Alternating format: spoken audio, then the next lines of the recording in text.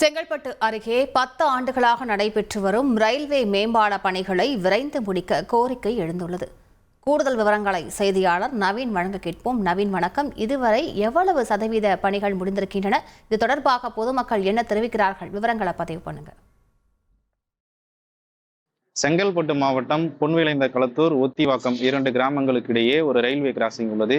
இந்த ரயில்வே கிராசிங்கை கடந்து பொன்விளைந்த களத்தூர், ஒத்திவாக்கம், மானூர், வள்ளிபுரம், பூதூர், தச்சூர் உள்ளிட்ட 25க்கும் மேற்பட்ட கிராம மக்கள் இந்த வழியாக பள்ளி, கல்லூரிகள், அரசு மருத்துவமனை, வேலைகளுக்கு சென்று வருகிறார்கள்.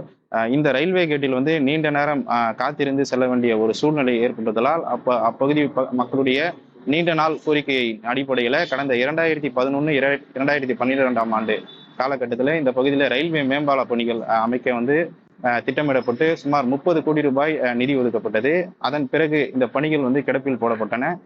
தொடர்ந்து பிரைவேட் லிமிடெட் கம்பெனி ஆரம்பிக்கலாமா இல்ல பார்ட்னர்ஷிப்ல ஆரம்பிக்கலாமா? எது கன்ஃபியூஷன்? ஒரு எக்ஸ்பர்ட் கிட்ட பேசிரோம். எப்படி பாஸ்வாலா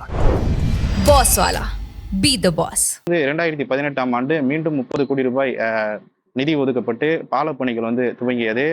கடந்த 10 வருடங்களுக்கு மேலாக இந்த பாலம் கட்டுமான பணிகள் என்பது நடைபெற்று வருகிறது. இதனால் ரயில்வே கேட் தற்போது மூடப்பட்டிருக்கிறது. இந்த ரயில்வே கேட் மூடப்பட்டுள்ள காரணத்தால் இங்கிருந்து செங்கல்பட்டு செல்லக்கூடிய பொதுமக்கள் மணப்பாக்கம் மாவட்ட ஆட்சியர் அலுவலகம், மொழலூர் வழியாக சுமார் 10 கிலோமீட்டர் சுற்றி செல்லக்கூடிய ஒரு சூழ்நிலை ஏற்பட்டிருக்கிறது.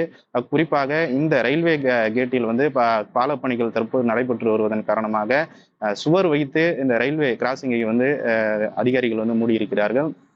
இதனால் 45 நிமிடங்கள் முதல் 1 மணி நேரம் வரை காலதாமதமாக இந்த பகுதியைச் சேர்ந்த பள்ளி மாணவர்கள், வேலைக்கு செல்லக்கூடிய பொதுமக்கள் சுற்றி செங்கல்பட்டு செல்ல வேண்டிய ஒரு சூழ்நிலை என்பது ஏற்பட்டிருக்கிறது.